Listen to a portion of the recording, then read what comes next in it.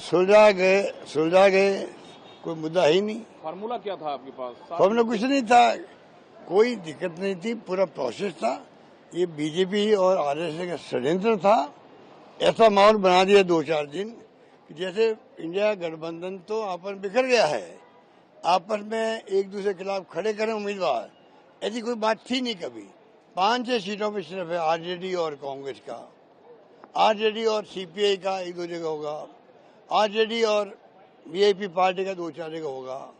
ये होता है। 243 सीटें हैं, आप जो करें उससे फायदा ही है, जबकि 243 सीटें हैं, तो स्वाभाविक है कुछ सीटों पर इत्तेफाक नहीं बनता, इस प्रकार बन जाता है कि खड़े हो जाते हैं लोग बाहर। धीरे धीरे कुछ लोग बैठ जाते हैं, कई जगह लगता नहीं है इस खड़े होने फायदा है तो फायदा मिल जाता है, तो इसमें कोई बड़ा इश्यू नहीं है। लेकिन सर, आपने 2-3 लेयर सीनियर लीडरशिप राजद से मुलाकात की, बातचीत की, लालू जी से भी। आंकड़े क्या आपके पास हैं? जादुई आंकड़ा जो आप लोग देखिए, आंकड़े तो ऐसे बात करना अच्छी बात नहीं है।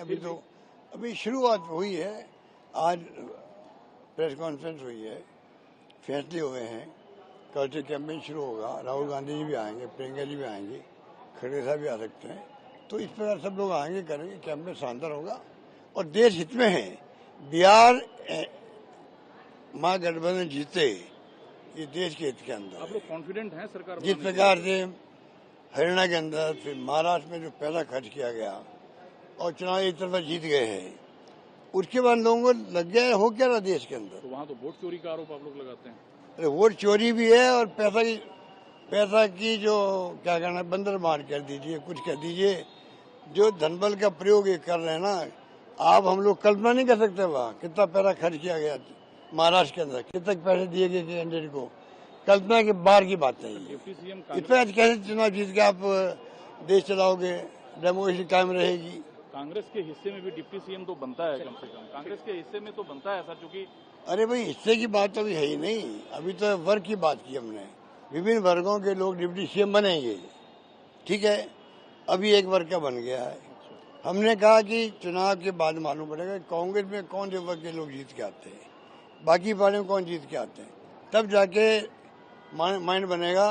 अब इनमें से किसको डिप्टी सीएम बनाना उचित होगा। मौका मिलेगा कांग्रेस को भी, किसी को मिल सकता है। जब वर्ग की बात मैं कर रहा हूँ तो किस वर्ग के कौन कितने जीत के आते हैं, डिपेंड। सबसे पहले आपने बीजेपी पे सवाल उठाया, नीतीश बाबू सीएम है तो सर फिर क्यों? ये तो मैंने कह दिया।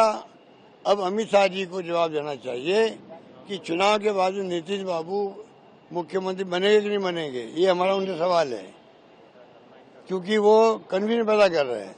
शिंदे साहब थे वहाँ पे महाराष्ट्र के अंदर, उनके सीएम, चुनाव लड़ा गया उनके चेहरे पर, बना दिया गया उनको, फडणवीस जी को। तो ये क्या यहाँ भी धोखा देंगे इनको, और वो मान जाएंगे ये इनको आपको नीतीश कुमार जी धोखा देंगे। तो बताए वो कि चुनाव के बाद में क्या होगा। और यहाँ अमित शाह जी क्या गए अभी कि हम चुनाव के बाद तय करेंगे, चुनाव लड़ा जाएगा नीतीश बाबू के नाम पे, नेतृत्व में, और मुख्यमंत्री के बाद में तय करें। क्या बात हुई भाई, स्पष्ट करो। जनता को धोखा क्यों दे रहे हो आप लोगों के लिए डोर ओपन है। जनता को धोखा क्यों दे रहे हो, बताओ स्पष्ट। नीतीश कुमार जी आपका मुख्यमंत्री होगा कि नहीं होगा।